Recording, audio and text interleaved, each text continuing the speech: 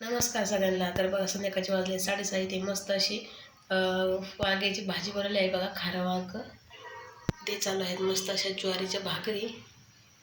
तर आज आहे बघा मंगळवार. तर वांग्याची भाजी मस्त अशी झालेली आहे, बघू शकताय.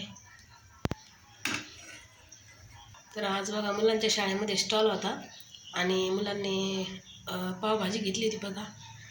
तर माझा मुलगा आहे 9वीला, त्याने पावभाजी घेतली होती.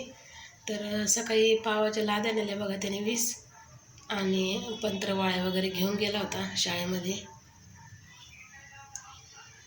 तर उद्या आहे शाळेमध्ये गॅदरिंग त्यांच्या. तर आता स्वयंपाक झालेला आहे बघा. एवढी भाकर भाजली की स्वयंपाक माझा झाला. इथे आहे बघा मेथीची भाजी सकाळची डब्याला दिली होती सकाळी. इथे आहेत मिरच्या तळलेल्या.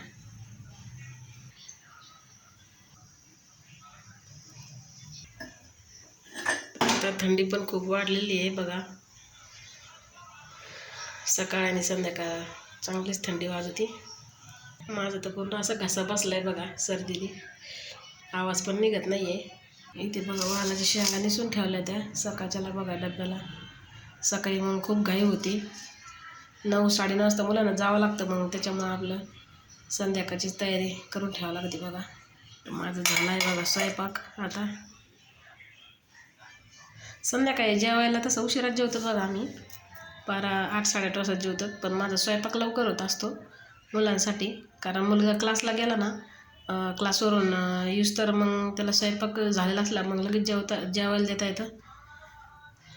कारण सकाळी लवकर उठतात, मग दिवसभर कंटाळून जातात शाळेत बसून बसून. त्याच्यामुळं मग संध्याकाळी लवकर जेवतात आणि लवकर झोपतात. तर उद्या जायचं आहे बघा शाळेमध्ये, मुलांच्या कार्यक्रम आहे. तर आजचा ब्लॉग तुम्हाला कसा वाटला नक्की सांगा. तर मला अजून गॅस पुसायचा आहे बघा.